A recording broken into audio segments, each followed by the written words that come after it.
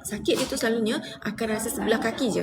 Okey, dia akan rasa sebelah kaki sahaja. Selalunya dia akan start dekat bahagian pinggang, pinggul sampai ke kaki. Okey, dia akan start dekat bahagian pinggang, pinggul sampai ke kaki, rasa macam kena renjatak elektrik. Okey, menyucut sakit yang sangat-sangat. Lepas tu kaki korang selalu kebas, kaki korang pula selalu akan rasa macam tajam-tajam, menyucut-nyucut tu kan.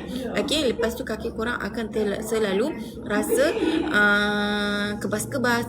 Okey, rasa macam tarik mengkarung. Yang itu okey, tanda-tanda korang ada masalah saraf terhimpit ataupun sakit siatika.